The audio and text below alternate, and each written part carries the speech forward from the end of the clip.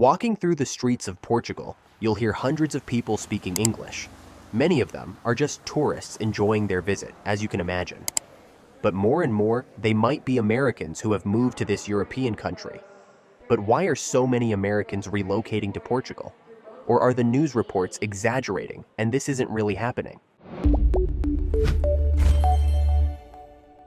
Hola, and welcome to Remote Life Portugal. In this video, we'll explain the reasons behind this decision for many people. If you're American, this will help you decide whether Portugal is the right place for your future. Let's dive right in. Centuries ago, Europeans crossed the Atlantic Ocean in search of new lands. Now the movement is happening in the opposite direction. People from all over America are leaving their homes and heading to Europe, and this is becoming more frequent annually. So what's causing this shift? Political division, rising living costs in the US, and safety concerns are just some of the reasons why so many Americans are choosing Portugal. However, we can't generalize, as not everyone moves for the same reasons. There are many different opportunities for building a life in a new country. Do you know how many Americans currently live in Portugal? Let's check the official numbers. The latest data from 2023 shows that 14,126 Americans were legally residing in the country. If that number seems small, keep in mind that it has been growing year after year. In 2019, only 835 residence permits were granted to Americans. By 2024, that number had jumped to 2,859. So, it's safe to say that something is definitely happening. There's a clear trend of Americans choosing to move to Portugal. And the truth is, this lifestyle change isn't just about money, as many might think. Living in a country like Portugal, something we can speak about from experience, brings a shift in mindset. You naturally adopt aspects of a place's culture and traditions that value fresh food, local markets, a sense of community, and free time for leisure and family. This is especially true for many American couples with young children. Some of them are deeply concerned about school shootings in the US, and don't feel safe raising their children there. Can we blame them? Of course not. Fortunately, that's not a common issue in Portugal, where such violent incidents are extremely rare. Other couples want to instill different personal values in their children, steering them away from a consumer-driven mentality and the intense political extremism in North America. But it's not just American families making the move. Young professionals are choosing Portugal too. Instead of staying in a country where politics is increasingly polarized and work culture demands exhausting hours, many young people don't want to repeat their parents' lifestyle. So, where do they go in search of a better quality of life? That's right, Europe, and more specifically, Portugal. In this country, life moves at a slower pace across the ocean than in the US. The standard work week is 40 hours, with 8-hour workdays that include breaks. Additionally, Portugal is experimenting with a 4-day work week. But before you start packing your bags, let's talk about one of the biggest surprises people face when moving here. It's something that has changed drastically in the last few years, and if you're not prepared, it could completely reshape your plans. A government-led pilot project was tested in 2023, showing promising results, including improved mental health and worker productivity. That's a big lifestyle shift for those used to the American grind. However, don't be fooled into thinking that the Portuguese job market is about work-life balance, because salaries can be a major drawback. But what about work? While Portugal offers an incredible lifestyle, many people struggle with one major factor that could impact their quality of life here. If you're considering moving, you'll want to hear this. We know this reality firsthand. The minimum wage in Portugal is currently 870 euros per month, making it one of the lowest in Europe. For comparison, the minimum wage in France is 1,801 euros. So, is it possible to live on less than 900 euros a month in Portugal? We can tell you it's extremely difficult, and here's why. If you plan to live in Lisbon in a one-bedroom apartment without roommates, the average rent is close to 1,000 euros. That means your salary won't even cover your rent. However, young professionals with high qualifications can find better opportunities. One option is working for multinational companies based in Portugal, where skilled professional salaries tend to be significantly higher. Another group of Americans moving to Portugal consists of remote workers. These digital nomads don't need an office, just a table, an internet connection, and a good cup of coffee, all of which are easy to find in Portugal's major cities. Plus, they have flexible schedules and can take advantage of Portugal's location to travel across Europe. And the best part? They continue earning in dollars or euros without relying on Portuguese salaries. Speaking of remote workers, we have an important tip. Last year, the Portuguese government introduced new tax incentives to attract foreign professionals, especially in innovation, entrepreneurship, technology, healthcare, and education.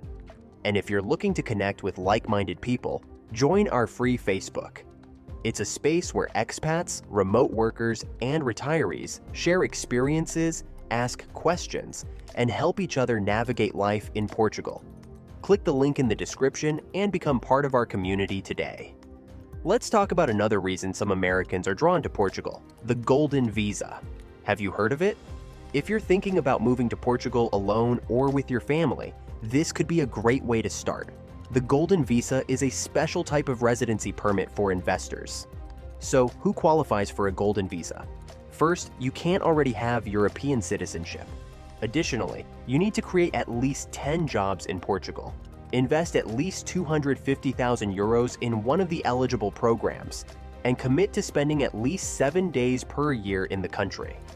If you're serious about moving to Portugal and want expert guidance, our team, including accountants, lawyers, and remote work specialists, offers personalized one-on-one consultations via email or Zoom. Whether you need help with visas, taxes, or setting up your remote work life, we're here to make your transition smooth. Find the link in the description to book your session today. Before we move on to another important topic, one last group of Americans is choosing Portugal as their destination: retirees. Earning in dollars makes it much easier for them to live comfortably in Portugal. Their preferred locations include the capital, Lisbon, and the Algarve, known for its beautiful beaches and affordable housing options compared to the US market. In other words, it's good both for quality of life and for investing in real estate. Now that we understand the main motivations for Americans to move to Portugal, it's time to ask ourselves, what is it like to live in the country? There are many pros and some cons, and we'll be completely honest about all of them. One of the biggest challenges is the visa process, which can be exhausting, stressful, and time-consuming. Another major thing to consider before moving is healthcare. While Portugal has a public healthcare system, access isn't always straightforward for newcomers, especially during the visa application. Many people assume they'll have full access to public healthcare immediately, but the reality can be more complicated depending on your residency status and paperwork delays. That's why having international health insurance is essential. That's why we recommend Safety Wing, a provider designed specifically for expats, digital nomads, and frequent travelers. With flexible, affordable plans, Safety Wing covers unexpected medical expenses, hospital visits, and even travel-related issues like trip interruptions and lost luggage. Whether settling in Portugal or exploring other countries, you're covered worldwide. The last thing you want is to face an unexpected medical bill in a foreign country. Don't take the risk. Get covered now for just a few dollars a day. Click the link in the description to secure your peace of mind today. Regardless of nationality, some people wait more than 2 years to get their residency approved. The National Immigration Agency, IMA, is overwhelmed with applications. This situation can make securing good job opportunities or even enrolling in schools and universities harder. Now, let's talk about the cost of living, which has been a hot topic in Portugal. Before you start packing your bags, take a deep breath. Between 2022 and 2024, the cost of living in Portugal increased by 25%. The biggest difference is in housing costs. Are you considering moving to Portugal but feeling overwhelmed by all the details? We've put together a free guide called From Nomad to Neighbor that covers everything from visas and taxes to healthcare and earning online. Plus, when you grab it, you'll get access to our exclusive newsletter packed with insider tips to help you navigate your move. The link is in the description. Download your copy now. According to a real estate platform Idealista report, in December 2020, the average rental price per square meter was 11.1 euros. 2 years later, it had risen to 12.9 euros. By December 2024, it was 16.1 euros. But housing isn't the only expense that's gone up. Based on our own experience, a monthly grocery bill for a couple used to cost around 200 euros 3 years ago. That covered hygiene products, cleaning supplies, food, and even some good wine. Today, you'd likely spend around 400 euros. But not everything is negative. In fact, quite the opposite. The Bank of Portugal expects the country's economy to grow by 2.1% in 2025 and 2.2% in 2026. We'll have to wait and see if that prediction holds up. Of course, we can't forget to mention Portugal's safety. The country ranks as the 7th safest in the world. Portugal is also a great choice if you're looking for mild winters with plenty of sunshine. Compared to the harsh winters in some parts of the US, it's a whole different experience. You need to be aware of one more challenge. The challenge I was talking about was the language. English and Portuguese are very different, so if you don't speak Portuguese, consider how that might impact your daily life.